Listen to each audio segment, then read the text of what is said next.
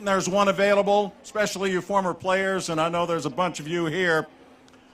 Y'all go ahead and take those seats, and we'll get our program underway. You are well aware of how Coach James wanted things to run on time, and we will be operating under the James rules here tonight. Celebration. It was one of Don James' favorite songs, and it is precisely why we are here today to celebrate in a very physical way the life and the legend of Husky coach Don James. My name's Bob Rondo. I met and started working with Don James in 1977. Hell of a year, 1977. Then 4 years ago, I was genuinely honored to be part of a memorial for him shortly after the Dawgfather's passing, and I am further honored here this evening as we again memorialize the iconic Husky coach, this time I think in a more celebratory fashion. If you are here, you likely were touched in some way by Don James, who in an 18-year run moved Washington to the very forefront of college football. Chances are you had already built a statue of the coach in your mind, certainly in your heart. Do we need it? Maybe not. Do we desire it? Do we cherish it? Absolutely. The point being, Don's last full season as Washington's head coach was 1992, and by my count, that was 25 years ago, a quarter of a century, which means, for example, a vast majority of students at this university have no real idea who he was or what he did. And for them, this statue, we hope, will be an inspiration, just as Don was an inspiration for all of us. As they pass by, we hope it will inspire them to learn in this place of learning about Don James and to genuinely understand in this place of competition the magnitude of Coach James' career and his impact on the sport of college football, not to mention the lives of all of those he coached and all of those he touched.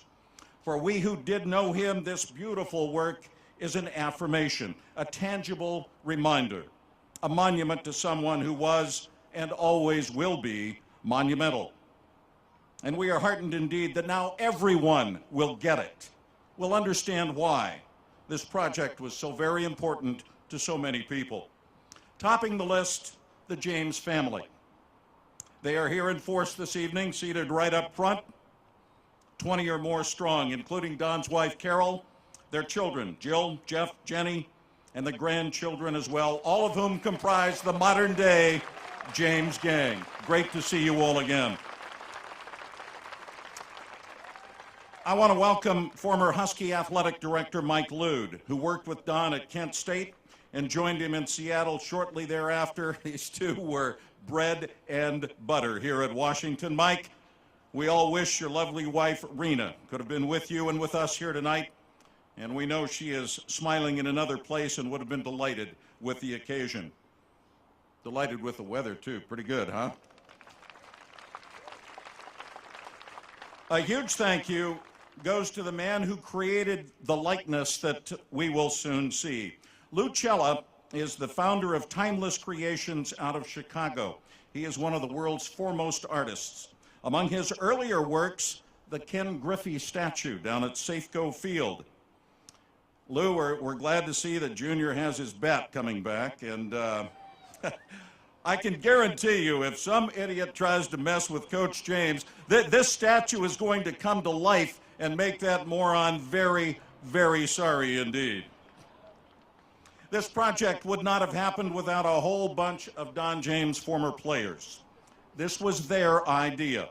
They took the initiative, raised the money, and got it done. The fundraising committee is represented here tonight by, among others, former Husky players Jimmy Rogers, Dennis Maher, and Jim Simpson. Thanks so much for your time and effort and genuine dedication. Special thanks go to University of Washington Regent Joel Benolil and two of the James family's closest friends, Sam Wick and Corky Frady, for all of their help in making today a reality. And finally, thanks to special partners in the project for their work on the statue, the base, the installation, ArcTech, and GLY Construction, and a shout out to GLY Vice President and ex-Husky player Steve Hoffman. And now it is my very great pleasure to introduce to you one of Don James' greatest fans and one who facilitated this project from the start. Ladies and gentlemen, Husky Athletic Director Jen Cohen.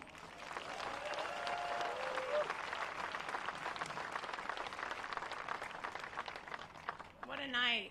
Thank you all for being here for such a special occasion. When I was growing up, the fall was my favorite time of the year because that meant it was Husky football season. I think it was the rituals and the traditions that I fell in love with. The walks through the Arboretum to the stadium with my dad. The trips down to the tunnel to try to collect a wristband or a high five from one of my favorite players. The crowd, the noise, the stadium shaking that it was impossible for our opponents. And the coach, stoic, arms crossed, W hat on, always in control. One of my favorite traditions of all time was watching the good old Coach James show. How many of you guys watched that? Yeah, it was awesome. And it was because you could finally hear from the Dawgfather himself. My dad and I would huddle around the TV, and Coach would break down the previous game, all 4 quarters. And then he would talk about the opponent, what we needed to look to for the next game. And I would literally be leaning in, like hanging on this man's every word. And that's because Coach James truly was my childhood hero. He was the first person that I looked up to that wasn't my parents. He was my occasional pen pal, which I don't think he appreciated all the time. And ultimately, he was the inspiration behind my life's work. And so tonight's dedication is deeply personal, not just for me, but for all of us. Because Coach James served that role for thousands and thousands of people, for his former athletes, for our fans, for our community, for his colleagues, and most important, for his family that's here with us tonight. When I think about Coach James, I always just think about how he embodied everything it means to be a Husky. Toughness and discipline and preparation, humility, excellence, team. These are our values that we're striving for every day in Husky athletics. And so tonight's dedication isn't just about the wins, the conference championships, the Rose Bowls, the national championship. Damn, those all sound good right now. As I'm saying them, I'm like, yeah, it is kind of about that. But it's also about the man and the person and the impact that he had on all of our lives. As Bob said, Coach is always going to hold a special place in all of our hearts. But what makes this so special is to have this physical reminder of him on Montlake. I know he's going to be watching over us, and I know that he's going to be reminding us of what's important. He's going to remind us about what it means to be a Husky. He's going to remind us about how lucky we are to be associated with such a phenomenal university in a great city with an unbelievable community. And he's going to remind us that through hard work and through character and team, that anything, and I mean anything, is possible. I also want to thank all the former players that are here tonight. This was your vision. This was your generosity. This was your leadership and a true testament to what this man meant to you. So I want us to all give them a round of applause again. Thank you, guys. Carol, I want to thank you for your friendship, and most important, for letting us finally recognize Coach in this way. I know he's shaking his head right now, and he's not happy. But you know what? That's too bad, and it was time, and we knew that. Yeah. And finally, I'd like to thank the Dawgfather himself for shaping all of our lives and for providing inspiration for future generations to come. Thank you so much. Let's beat UCLA tomorrow for the Dawgfather.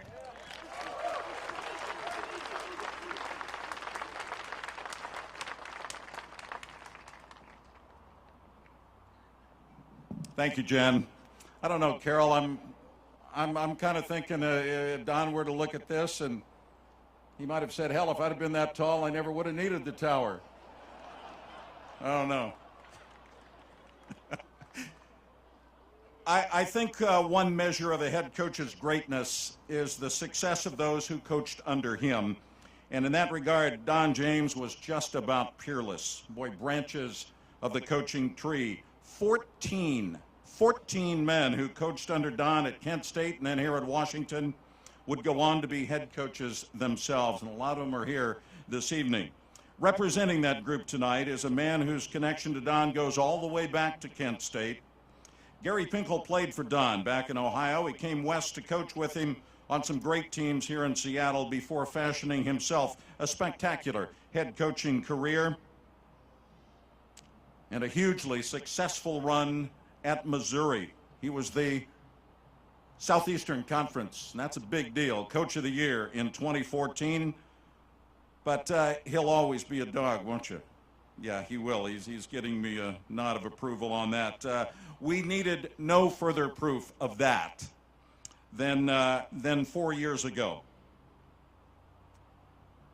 Don James' memorial service was on a Sunday here at Edmondson Pavilion. The day before that, Gary Pinkel's Missouri team, undefeated, ranked 5th in the country, suffered an absolutely agonizing, and I do mean agonizing, loss to South Carolina, their first loss of the season.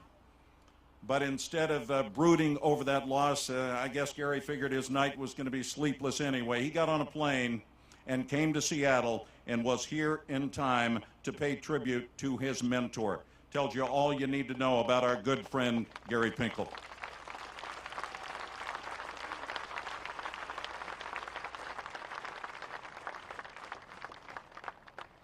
Well, thank you for everybody being here. This guy had a big impact on my life, and my wife said since I retired 2 years ago that I talk too much, and that's because nobody listened to me anymore. So and my friends said the same thing. I ramble. So I'm going to try to keep this straight here with you. I'm very honored to be here. I mean, very honored to kind of represent all the coaches that coach for Coach James, even though I also played for him. Thank you for being here. What a great day this is for Carol and the family, who I've known for years and years and years, and all their great friends. For all the players that played for Coach James. You know, one thing about all the players and the coaches, the bond you have as a Washington Husky when you play here and you win here and you're successful here, I don't care if it started with Warren Moon or it ended up with Mark Brunell or where it went. You're a Washington Husky forever. And this bond is something that you can't grab in any other way. And he had almost everything to do with that.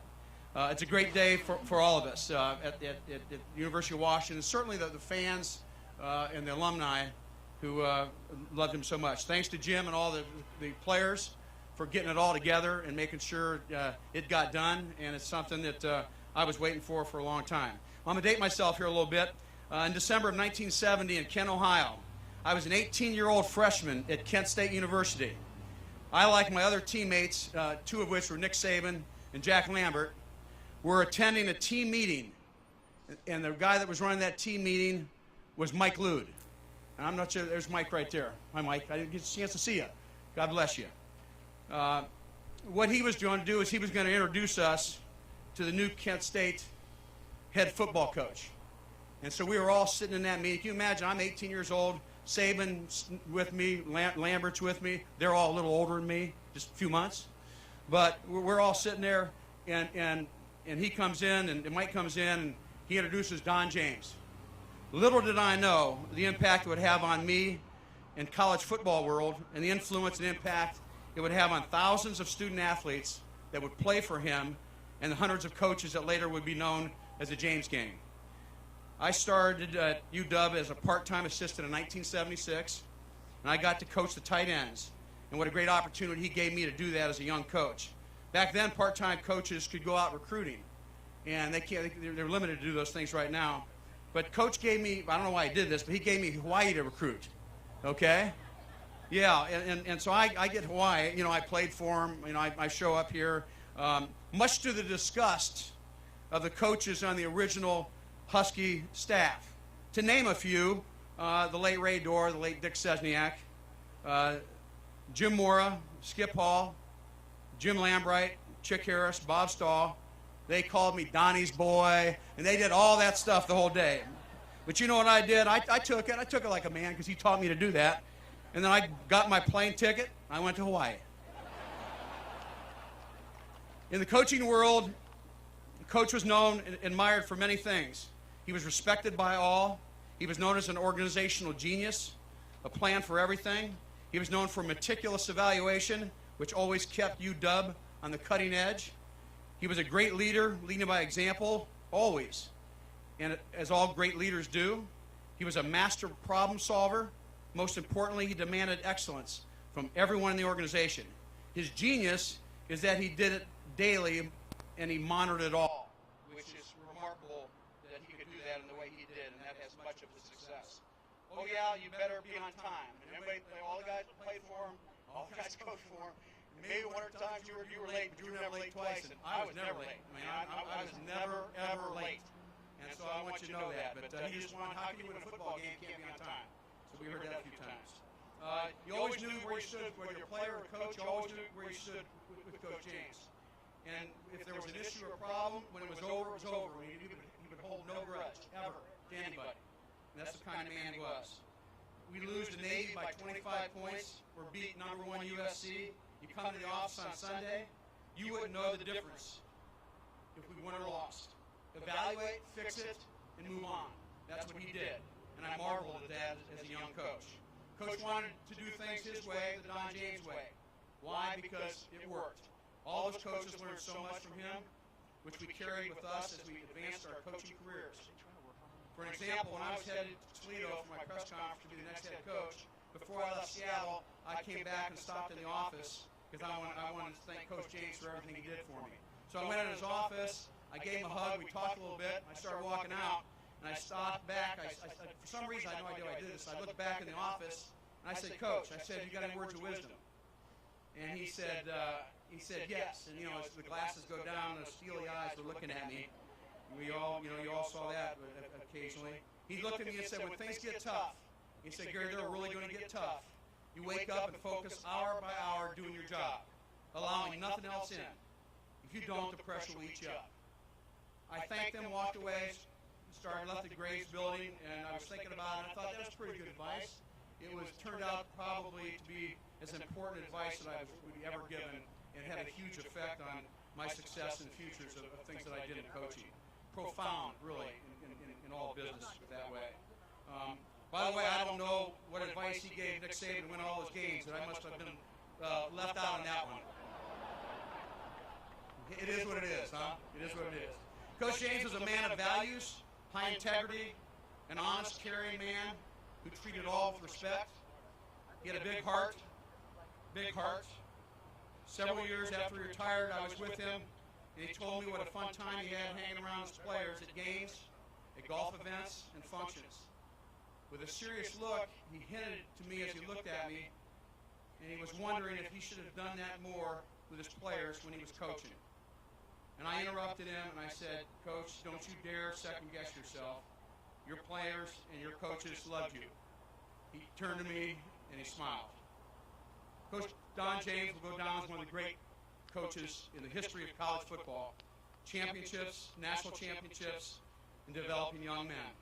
On behalf of all the coaches that were one time or another a part of the James gang, what a wonderful day, what a wonderful evening, what a great time for Husky football to see this unveiling of our coach, Don James, a legend, an icon.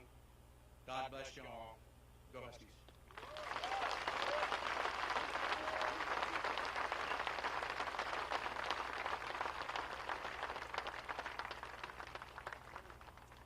As we all know, obviously, Don James was no fool. He was well aware of one of the great truths in coaching. Good players really do go a long way in making good coaches. And the Dawgfather had any number of good players during his time here at Washington. And to represent that group, let's hear from one of the best and one of the earliest. One of those who engineered that upset win over Michigan in the Rose Bowl following the 1977 season, a game that helped set the tone for Washington greatness to follow. He's in the Husky Hall of Fame. He's also in the National Football League Hall of Fame. How about a great welcome for a great Husky quarterback, Warren Moon.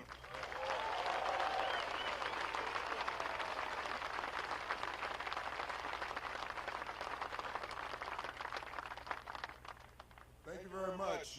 First of all, good evening or good afternoon, whatever you want to call it right now. What a beautiful day for an event like this, for a man who definitely deserves to have a statue in his honor. I am so honored and humbled to be up here as the chosen person by the family to speak on behalf of the players. There was a lot of great players that played at this university over the time that Don was here, and there's a number of them that could have been chosen to come up here and speak on our behalf. But for me to be chosen, I'm very honored for that. A lot of those players are here today. I've got a chance to see some of them and reminisce a little bit. We've all gained a little bit of weight and lost some hair, but we're still here, you know. That's the only thing that matters. But I was part of Don's first class coming here to the University of Washington way back in 1975. And I was a quarterback at that time in junior college. I had a tough time kind of convincing people to let me play quarterback. And there were a lot of schools that didn't want me to play the position. They wanted me to change my position. There were other schools that wanted me to go there to run the option, which if you guys saw me run while I was here, you know I'm not an option quarterback. But Coach James saw something in me that a lot of other coaches didn't see, and he was willing to give me that opportunity to come up here and play quarterback in a big-time university and try and help turn around a program and get it in the right direction. And we had a lot of great players that came in there my first year, whether it was Antoine Richardson or Nesby Glasgow or Spider Gaines or Michael Jackson. I mean, I can go on and on. We had some really, really good players that came in there in that first class. And our goal was to try and be the best football team that we could be on the West Coast in the Pac-8 at that time. And it took us a little while to get it turned around, but we finally did it. And it was a great tribute to the man who was our leader. And that man was Coach Don James. And I remember when I was being recruited by a lot of different schools, well, my mother really didn't want me to go away from home. She wanted me to stay close to home, and I was being recruited by UCLA and by USC. But after Coach James left our living room and he got back in his car and went back to the university, my mother told me as soon as he left the house, that's where you're going to go to school, son, whether you want to go there or not. So she was definitely convinced by what he had to say. And when you sat down and you talked with Coach James, it was like talking to God. You believed any and everything that he had to tell you, because he had such a plan about himself as far as the way he carried himself. High integrity individual, great character, and all these are the things that he used to try and implement to us as players. I remember one of the things that I really learned a lot from him that helped me all the way through my career was goal setting. He used to always make us as players in our playbook write down our goals every day, every week, always assessing those goals, whether it was your short-term goals, your intermediate goals, or your long-range goals. And I really got into that goal-setting part of what he taught us as players, and we saw those goals work for us as players, as a football team, and how we tried to attack a certain season or a certain part of the schedule as we went on throughout the season. And I did the same thing throughout my career, and I think that's one of the reasons why I was able to play as long as I did as a professional, because I always never lost sight of what my goals were. I was always reassessing my goals and trying to make those goals even higher than what they were from the start. And that's something that I learned from Coach James way back as a sophomore here at the University of Washington. He had such a great impact on all of his players in certain ways. You know, there were a lot of guys who were very intimidated by that little guy right there. When he stood up there on that tower and you were at practice and you made a mistake and he wrote something down on that little bitty notepad, you knew that wasn't something good, because he didn't miss anything. And he could be looking at the defense, but somehow he knew what was going on the offense as well. I don't know how he did it, but he was an intimidating figure. And even in the Graves building, you walk up those stairs, as soon as you get up to the top of the stairs of the second floor, his office is right there on the corner. you wouldn't believe how fast guys went by that door when they came up those stairs. They never just leisurely walked by Coach James's door. There was a little bit more pep in their step when they walked up those stairs. But I always had a great time with my interactions with Coach, and I don't think I was ever really that intimidated by him because he was always so welcoming to me, and because he believed in me so much, I didn't want to let him down. And I worked my tail off at this university, even though there were some really, really tough times for me and for our football team trying to turn our program around. But always in the back of my mind, I knew that he gave me the opportunity that a lot of other people didn't want to give me, and I wanted to make sure that I made him proud of me. And he was a guy that was a great family man. Carol, you did such a great job of supporting me as well, along with the rest of your family. All the great players that I played with. A quarterback can't do what he does without having great players around him. And I had a lot of great players to play with me that helped mold me into who I became. But it all started with Coach James. The principles that he laid out for us as football players not only helped us as we went on into our professional careers, if we were fortunate enough to do that, but also into our professional lives, whether it was business, whether it was medicine, whatever you went into, you took those principles that you learned from him, and they helped make you successful in life. So he wasn't just a football coach to develop football players. He was a football coach to develop young men, and that's something that I'm sure he'll always be known for. And like I said, he'll have that impact on each and every one of us who played for him for a long time to come. I was just fortunate to be able to play with him. He probably was the most important and influential figure in my life as a football player and as a person. And I get asked all the time about all the different coaches that I played for, because I played for 4 NFL teams. I played for a Canadian Football League team. I also played in college, and he's the coach that always comes up in my mind as the most influential guy in my career because of the impact that he had on me in what he taught, but also the impact he had on me in believing in me. And that was the most important thing to me, that he believed in me when a lot of other people didn't. And who knows what would have happened to me if I didn't come to this university and get a chance to play. So this man will always be a very, very important part of my life and a part of my thinking. I'm sure a lot of the other guys that are here today feel the same way about him. And in closing, I just want to say to Carol, I just want to thank you for loaning your husband to us as players, because even though it took a lot away from your family and your kids and their upbringing and that, because he spent a tremendous amount of time in that building over there, sometimes even spending the night in that building. But it was all for a great cause, and it was all because he made an impact on a lot of young guys' lives like myself. And I stand here today because of the impact that your husband had on me, and I want to thank the rest of your family for giving us that time with Coach James and to be able to experience the time that we had with him. So thank you very much for that.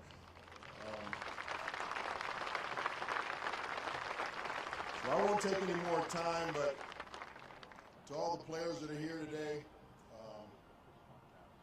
just hello to all of you, and hopefully I get a chance to see you all at the reception.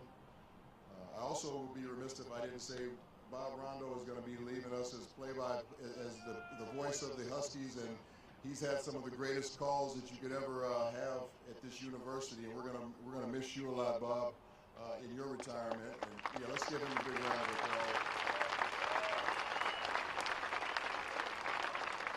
We got a huge game tomorrow against those UCLA Bruins, and this is a special day. We've got a special day tomorrow, so let's everybody bring your voices and bring your energy out to Husky Stadium tomorrow. Let's get a win as we go against those Bruins, and I am very, very anxious to see exactly what that pose is that's underneath there, because I've had all these different visions about what I think the statue is going to look like. I wish they would have had a tower, because that would have probably been the best one for him to be standing on a tower, but that would be probably too tall. But what a great day for Husky history, for Husky football, and thank you guys all for being here, and God bless all of you. Thank you very much.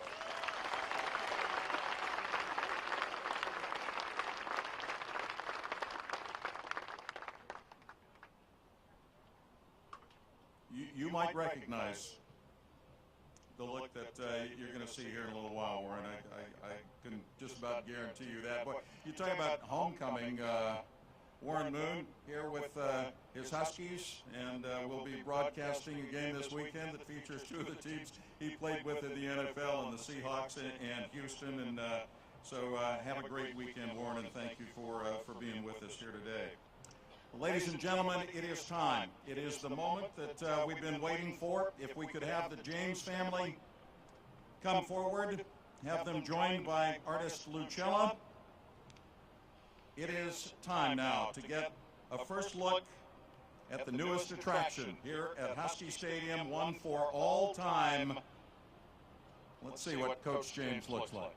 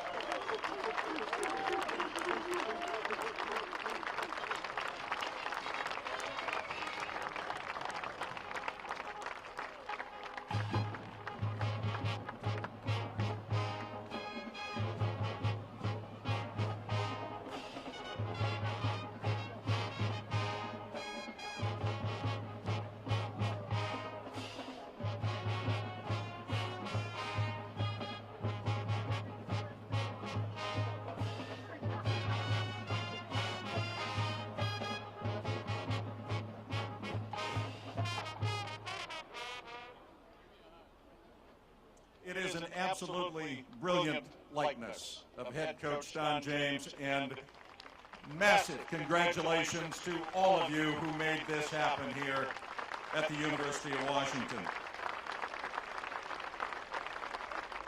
Jen, I don't know if you can make arrangements tomorrow for the police escort that brings UCLA here to the stadium. Maybe have them come in kind of right here and drive down there and get that look. Game's over before it even starts. I can guarantee you that. Ladies and gentlemen, if you would like to witness a sporting event, there's one going to be happening live right behind us here at the Alaska Airlines Arena. Your program entitles you to a 2-for-1 ticket as the Huskies take on USC. And then, as I told Chris Peterson earlier in the day, and by the way, Chris and Barbara were here early today for a little sneak preview. Chris, of course, is with the football team tonight, getting ready for a big game tomorrow. But they were able to meet with Carol and have a look at Coach James, and I would imagine this subject matter will find its way into Chris Peterson's pregame commentary for the Huskies for tomorrow. So you know how Don James, Chris, wherever you are, would want you to play tomorrow. We all do. Let's go kick the tar out of UCLA. Congratulations, everybody. Go Dogs! Nice to see you here tonight.